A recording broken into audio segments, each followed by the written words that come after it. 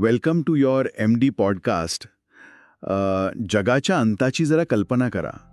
चारी बाजूनी नुसता विनाश, हाहाकार आणि म्हणजे सर्व व्यवस्था कोसळत आहेत असं चित्र डोळ्यासमोर आणा. बापरे, हे खूपच भयानक आहे. हो ना. आणि अशा वेळी माणसाच्या मनात सर्वात पहिली कोणती भावना येते? अर्थातच प्रचंड भीती आणि निराशा. म्हणजे जगभरातल्या जवळजवळ प्रत्येक संस्कृतीत अशा जगाच्या अंताची एक भविष्यवाणी असतेच. हो, बरोबर. एक असा तारणहार जो पांढऱ्या घोड्यावर स्वार होऊन येईल. एक्झॅक्टली. जो अंतिम निवाडा करेल आणि महाविनाश घडवून आणेल. आता हिंदू तत्वज्ञानात हे प्रलयंकारी रूप आपण कल्कीचं मानतो. पण इथेच एक अत्यंत वेगळा विचार समोर येतो. कोणता विचार? जगातील इतर सर्व प्रलयंकारी संकल्पनांपेक्षा कल्कीची संकल्पना ही पूर्णपणे वेगळी आहे. कारण कल्कीचा विनाश ही कोणती शिक्षा नाहीये. अच्छा. तो विनाश माणसाला छळण्यासाठी नाहीये, तर एका मोडकळीस आलेल्या व्यवस्थेतून आपली सुटका करण्यासाठी आहे. म्हणजे तो शेवट नसून ती नवनिर्मितीची पहिली पायरी आहे. वाह, अतिशय अचूक निरीक्षण आहे हे. म्हणजे आपण विनाशाकडे नेहमी एक अत्यंत भयानक आणि नकोसा शेवट म्हणूनच पाहतो. हो, साहजिकच आहे ते. पण जेव्हा आपण देवदत्त पटनायक यांच्या 7 सिक्रेट्स ऑफ विष्णू या पुस्तकाच्या म्हणजे या 7व्या आणि अंतिम अध्यायाचा अभ्यास करतो ना, तेव्हा लक्षात येतं. कल्कीच्या रहस्याचा. बरोबर. हो, कल्कीच्या रहस्याचा. तेव्हा आपल्याला जाणवतं की हा विनाश म्हणजे एक अत्यंत आवश्यक अशी नैसर्गिक प्रक्रिया आहे. हा केवळ संहार नाहीये, तर ती एक शुद्धीकरणाची प्रक्रिया आहे. बरोबर. आणि म्हणूनच आजच्या या सखोल चर्चेत आपण ह्याच पुस्तकातील अत्यंत गूढ आणि काय म्हणतो आपण त्याला विचार करायला लावणाऱ्या अंतिम अध्यायावर चर्चा करणार आहोत. नक्कीच. आपण काळाचं चक्र, कलियुग आणि सर्वात महत्त्वाचं म्हणजे जुन्या गोष्टी सोडून देण्याचं धैर्य यावर बोलणार आहोत.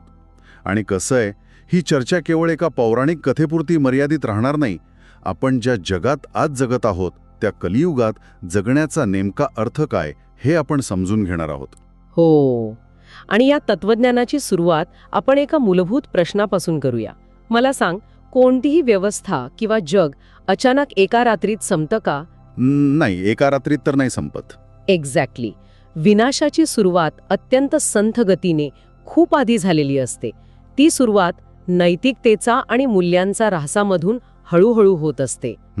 त्यामुळे कल्कीचा तो अंतिम आघात समजून घेण्यापूर्वी आपण ज्या युगात सध्या राहत आहोत त्या कलियुगाचं स्वरूप समजून घेणं अत्यंत आवश्यक आहे. पुस्तकात यासाठी एक अत्यंत सुंदर रूपक वापरलंय. धर्माचा बैल. हो, धर्माचा बैल. म्हणजे धर्माची संकल्पना एका बैलाच्या रूपात मांडली आहे. मी वाचत होतो ते. पुस्तकातील वर्णनानुसार जेव्हा काळाची आणि जगाची सुरुवात होते म्हणजे कृतयुगात, हा धर्माचा बैल 4 पायांवर भक्कम उभा असतो. अगदी बरोबर. आणि ते 4 पाय कोणते? ते 4 पाय म्हणजे समाजाचा आधार असतात. सत्य, पावित्र्य, दया आणि दान. पण जसा जसा काळ पुढे जातो तसा तसा हा बैल आपला एक एक पाय गमावत जातो. हो. आणि आजच्या काळात म्हणजे कलियुगात हा धर्माचा बैल केवळ एकाच पायावर उभा आहे. आणि तो उरलेला एकमेव पाय कोणता आहे हे पाहणं सर्वात रंजक आहे. कोणता? तो पाय आहे दया किंवा करुणा. माणसाच्या स्वभावातील हा एक असा गुण आहे ना, जो पूर्णपणे नष्ट करणं सर्वात कठीण काम आहे. अच्छा. म्हणजे कितीही वाईट परिस्थिती असली तरी. हो ना. समाजात कितीही स्वार्थ वाढला, क्रूरता वाढली, तरी माणसाच्या मनात कुठेतरी थोडीशी करुणा शिल्लक असतेच. हा धर्माचा बैल आता लंगडत आहे. तो अत्यंत जखमी अवस्थेत आहे.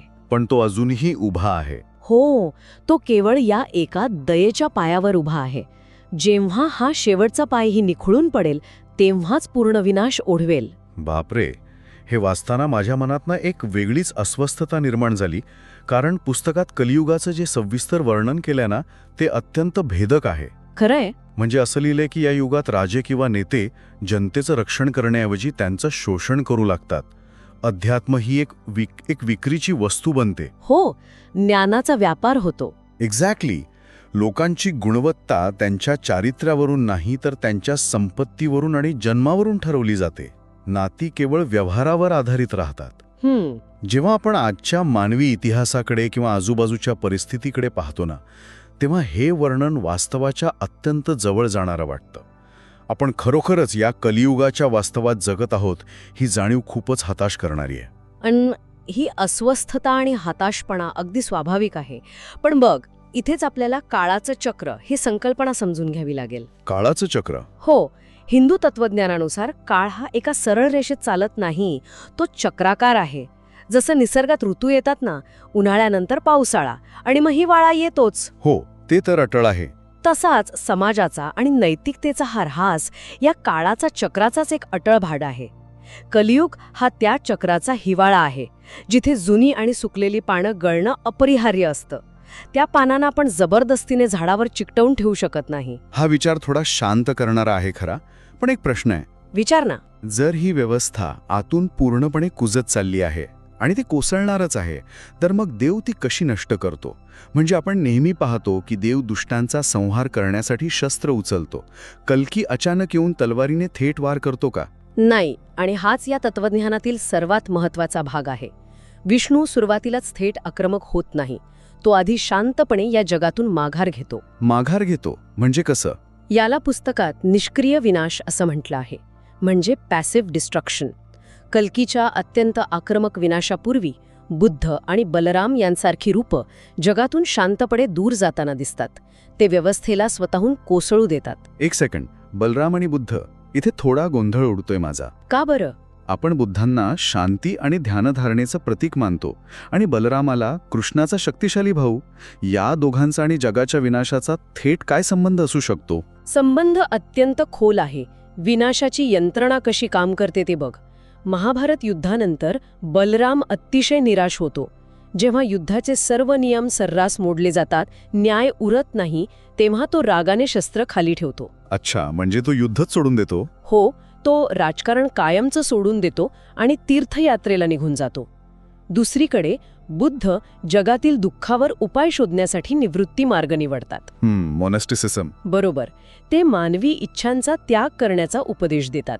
आता तूच विचार कर, जेव्हा तुम्ही जगातून तुमच्या सर्व इच्छाच काढून घेता, तेव्हा या भौतिक जगाशी तुमचा असलेला संबंधच तुटतो ना. हो, साहजिकच आहे. मग आता विचार कर, जेव्हा समाजातील सर्वात ज्ञानी, नैतिक आणि समर्थ लोकच अशा प्रकारे निष्क्रिय होतात किंवा व्यवस्थेतून बाहेर पडतात, तेव्हा काय होतं? अरे छा, म्हणजे त्या व्यवस्थेला आधार देणारे मुख्य स्तंभच निघून जातात. एक्झॅक्टली. जर सर्व चांगले आणि बुद्धिमान लोक व्यवस्थेतून बाहेर पडले, तर ती व्यवस्था केवळ भ्रष्ट आणि अकार्यक्षम लोकांच्या हातात उरते.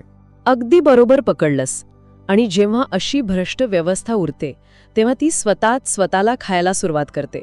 तिला बाहेरून नष्ट करण्याची गरजच भासत नाही. ती तिच्याच ओझ्याने कोसळते. हो, निष्क्रिय विनाश याच तत्वावर काम करतो. व्यवस्थेला आधार देणाऱ्या चांगल्या गोष्टी काढून घेणं आणि तिला तिच्याच गतीने नष्ट होऊ देणं. बापरे, हे तर एखाद्या सदोष कम्प्युटर सिस्टीमसारखंच आहे. म्हणजे बलराम आणि बुद्ध हे जणू एखाद्या सदोष आणि सतत अडकणाऱ्या सिस्टमचे अतिशय शांतपणे केलेले क्वायट शटडाऊन आहेत. ते व्यवस्थेची ऊर्जा हळूहळू कमी करतात. क्या बात आहे, खूप छान उपमा आहे ही. आणि जेव्हा ती व्यवस्था पूर्णपणे थांबते, तेव्हा येणारा कल्की हा त्या संपूर्ण सिस्टमचा एक नवीन आणि कठोर असा हार्ड रिसेट आहे. बरोबर. तो पाटी कोरी करून नव्याने सुरुवात करतो, जेणेकरून एक पूर्णपणे नवीन ऑपरेटिंग सिस्टम सुरू करता येईल. पांढऱ्या घोड्यावर स्वार होऊन धगधगती तलवार घेऊन येतो. आणि याचा ऐतिहासिक संदर्भही पुस्तकात दिलाय ना. हो, दिलाय ना. ज्या काळात मध्य आशियातून हूण आणि मंगोलियांसारख्या परकीय टोळ्यांनी भारतावर भीषण आक्रमणं केली, त्यांच्या दहशतीतून आणि अमानुषतेतून कल्कीच्या प्रतिमेचा उगम झाला असावा, असं अभ्यासक मानतात. अच्छा, म्हणजे तो एक असा तारणहार आहे जो जुन्या कुजलेल्या गोष्टींचा पूर्णपणे नाश करतो. पण पुस्तकात कल्कीची तुलना तिबेटी बौद्ध परंपरेतील यामांतक या संकल्पनेशी केली आहे. हो, यमांतक. पण हे यामांतक नक्की काय आहे? ते मृत्यूचा विनाश करतात असं म्हटलंय, याचा नेमका अर्थ काय? यमांतक ही संकल्पना अत्यंत गूढ आणि तितकीच महत्वाची आहे. यम म्हणजे मृत्यू आणि अंतका म्हणजे त्याचा अंत करणारा. मृत्यूचा अंत करणारा. हो, यमांतक म्हणजे जो केवळ जीवनाचा नाही तर साक्षात मृत्यूचाच विनाश करतो. बघ, मृत्यू ही माणसाची सर्वात मोठी भीती असते. हो, साहजिकच. जेव्हा एखादी व्यवस्था पूर्णपणे सडलेली असते, तेव्हा ती टिकवून ठेवणं हे जास्त वेदनादायी असतं. पण तरीही लोक बदलाला घाबरतात, अंताला घाबरतात. कारण त्यांना मरण नको असतं. एक्झॅक्टली. यमांतक किंवा कल्की या अंताची भीतीच नष्ट करतो. तो जुन्या व्यवस्थेचा इतका समूळ नाश करतो की शेवटी गमावण्यासाठी काहीच उरत नाही. आणि त्यामुळे मृत्यूची भीतीच संपून जाते. अरे वा.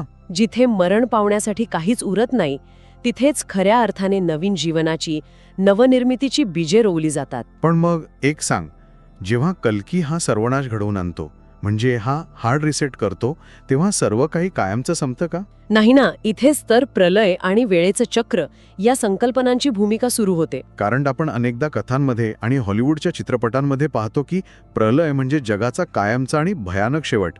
पण इथे पुस्तकातील मांडणी खूप वेगळी दिसते. होय, कारण हिंदू कालगणनेनुसार वेळ ही एका रेषेत पुढे जाऊन कायमची संपत नाही, ती चक्राकार आहे. इथे काहीही अंतिम नसतं आणि सर्व काही पुन्हा परत येतं. म्हणजे प्रलय हा कायमचा अंत नाहीये? अजिबात नाही. प्रलय हा 2 चक्रांमधील एक विराम आहे, फक्त एक पॉज. जसा आपण श्वास आत घेतो आणि बाहेर सोडतो, त्या 2 क्रियांच्या मध्ये जो एक छोटासा थांबा असतो ना, हो, अगदी तसा हा प्रलय आहे. या स्थितीत संपूर्ण विश्व एका संभाव्यतेत विरघळून जातं. ते नष्ट होत नाही, तर ते एका बीज रूपात सामावलं जातं. अच्छा, म्हणजे पुस्तकात या अवस्थेचं वर्णन नारायण शेषनागावर झोपतो अशा प्रतिमेतन केलं आहे. मला ते शेषनागाचं गणितीय आणि तत्वज्ञानात्मक विश्लेषण खूपच विलक्षण वाटलं. नक्कीच, कारण शेषनागाचं पूर्ण नाव आदी अनंत शेष असं आहे. हे काळाच्या 3 अवस्थांचं अत्यंत सुंदर प्रतिनिधित्व करतं. आदी, अनंत आणि शेष. बरोबर. आदी म्हणजे सुरुवात, अनंत म्हणजे अमर्याद शक्यता आणि शेष म्हणजे उरलेली शून्यता. जेव्हा नारायण झोपेत असतो, ज्याला आपण योग निद्रा म्हणतो, तेव्हा या विश्वाचा भौतिक अस्तित्व जाणवत नाही. सगळं काही शून्यात विलीन झालेलं असतं. हो, पण ते कायमचं नष्ट झालेलं नसतं. ते फक्त एका सुप्त अवस्थेत असतं, योग्य वेळेची आणि जागे होण्याची वाट पाहत असते. हीच ती नवनिर्मितीची पूर्वतयारी असते. या सर्व चर्चेतून ना माझ्या मनात एक अत्यंत गहन आणि खरं तर अस्वस्थ करणारा प्रश्न निर्माण झालाय. सांगा, कोणता प्रश्न? म्हणजे बघ, जर हे सर्व एका चक्रातच फेडत आहे, जर आपण आधीच कलियुगात आहोत आणि हे जग अधिकाधिक बिघडतच जाणार आहे हे निश्चित आहे, आणि शेवटी प्रलय येऊन सगळं नष्ट होऊन पुन्हा तेच चक्र नव्याने सुरू होणार आहे, तर मग आपण आज चांगले वागण्याचा प्रयत्न तरी का करायचा? हा प्रश्न खूप लोकांना पडतो. नाही, पण या सगळ्याला काही अर्थ उरतो का? जर शेवटी पाठी कोरी होणारच आहे, तर आपण आता प्रामाणिक राहून, मूल्य पाळून काय साध्य करणार आहोत?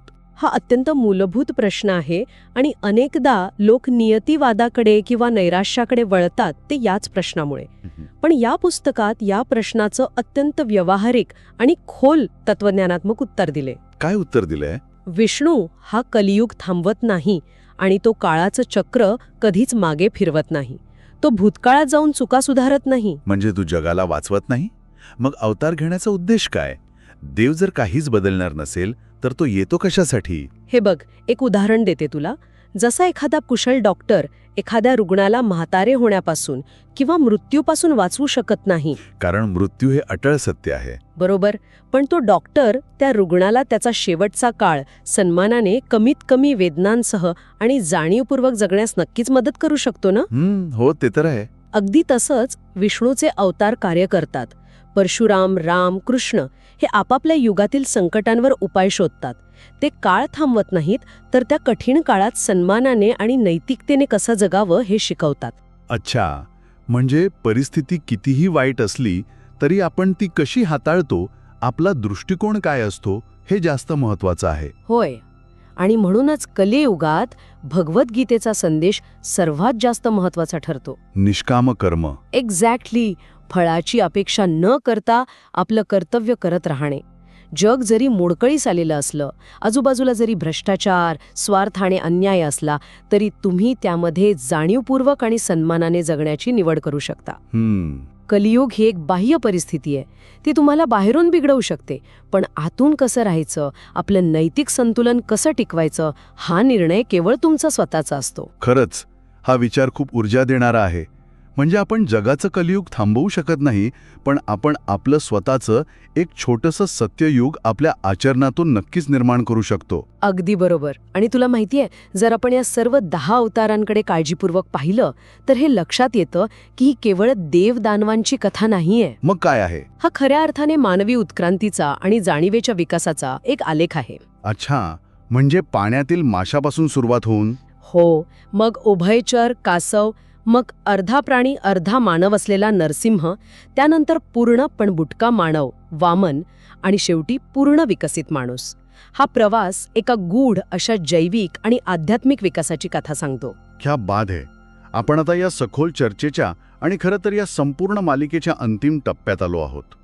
एका चक्राचा अंत हा नवीन चक्राची सुरुवात असतो. नक्कीच. तर मला सांग, या संपूर्ण प्रवासातून, या 7 अध्यायांमधून आपण विष्णूचे कोणते अंतिम रहस्य शिकलो आहोत? देवदत्त पटनायक यांनी या 7 रहस्यांचा जो सारांश मांडला आहे तो मानवी मनाच्या प्रवासासारखाच आहे. आपण पटकन उजळणी करूया. सुरुवातीला मोहिनी आपल्याला एक अतिशय महत्वाचा धडा देते. हो, मोहिनी. ती आपल्याला शिकवते की आध्यात्मिक सत्य हे नेहमी भौतिकतेचं कपडे घालूनच समोर येतं. बरोबर. त्याचा तिरस्कार करू नका, ते सोडून जंगलात पळून जाऊ नका, तर त्या भौतिक जगाच्या पलीकडे काय दडलंय ते पाहायला शिका. अगदी. आणि त्यानंतर येतो मत्स्य अवतार. जेव्हा आपण संस्कृती असा शब्द वापरतो तेव्हा त्याचा खरा अर्थ काय असतो? बलवानाने दुर्बलाला खाणे हा तर निसर्गाचा नियम आहे. पण मोठ्या माशापासून छोट्या माशाला वाचवणं हा संस्कृतीचा धर्म आहे. संस्कृती म्हणजे दुर्बलांचे रक्षण करण्याची जाणीवपूर्वक केलेली निवड. आणि ही निवड आपल्याला दररोज नव्याने करावी लागते. हे खरंच खूप विचार करायला लावणारे आहे. आणि त्यानंतर कूर्म म्हणजे कासवाची कथा येते. हो, समुद्रमंथन. ती सांगते की जगातल्या सर्वात महान गोष्टी या केवळ चांगल्या गोष्टींमधून नाही तर परस्पर विरोधी शक्तींच्या सहकार्यातून बनतात. देव आणि दानव एकत्र आले तेव्हा समुद्रमंथन शक्य झालं. बरोबर. जीवनाची ही घुसळणं सहन करायला शिकणं म्हणजेच कूर्म अवतार समजून घेणं. आणि यातूनच पुढे त्रिविक्रम किंवा वामन अवतार येतो, जो आपल्याला मानवी इच्छांबद्दल शिकवतो. हो, मानवी इच्छा या अमर्याद आहेत. त्यावर उपाय म्हणजे अधिकाधिक संपत्ती मिळवणं नव्हे, तर आपली जाणीव समृद्ध करत जाणं. आणि मग राम आणि कृष्णाचा अत्यंत रंजक विरोधाभास समोर येतो. रामाची गोष्ट आपल्याला दाखवून देते की खरा धर्म पाळण्यासाठी कधीकधी सर्वस्व पणाला लावावं लागतं. नियम आणि मर्यादा यांचं पालन करणं. हो, पण लगेचच कृष्णाची कथा आपल्याला एक वेगळाच दृष्टिकोन देते. आणि तो दृष्टिकोन असा आहे की जेव्हा सर्व नियम अपयशी ठरतात तेव्हा केवळ नियमांवर आंधळेपणाने अवलंबून न राहता पूर्ण जाणीवेतून कृती करा. सर्व नियमांच्या वर असाही एक धर्म असतो, तो म्हणजे माणुसकी आणि जाणीव. आणि या सर्व प्रवासाच्या शेवटी येतो आजचा अध्याय, कल्कीचे रहस्य, ज्याचा संदेश अत्यंत स्पष्ट आहे. सर्व काही संपते आणि सर्व काही पुन्हा परत येते. हो, त्यामुळे नवनिर्मितीवर पूर्ण विश्वास ठेवा आणि जुन्या गोष्टींना शांतपणे सोडून द्यायला शिका. या सर्व अवतारांच्या प्रवासातून आपण केवळ बाहेरचं जग नाही तर आपल्या आतल्या जगाचाही प्रवास पूर्ण करतो. जुनं सोडून दिलं तरच नवीन काहीतरी हाती लागू शकतं. हा विचार किती विरोधाभासी आणि सुंदर वाटतो ना. विनाशातच निर्मिती लपलेली आहे.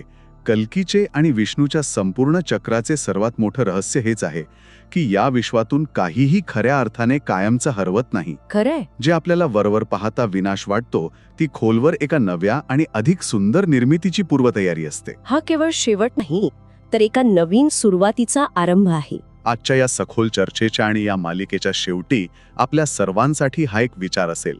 आपल्या सर्वांच्या ओळखीचं आपल्याला आवडणारं जग आणि त्यातील व्यवस्था नक्कीच संपेल. हो, काळाच्या ओघात ते नष्ट होईल, परंतु त्याच्या राखेतून एक झोपलेला ईश्वर, तो नारायण, पुन्हा एकदा एका नव्या आणि अत्यंत सुंदर जगाचं स्वप्न पाहेल आणि ते जग पुन्हा नव्याने आकार घेईल. नक्कीच. If you want next podcast then please subscribe your channel MD podcast.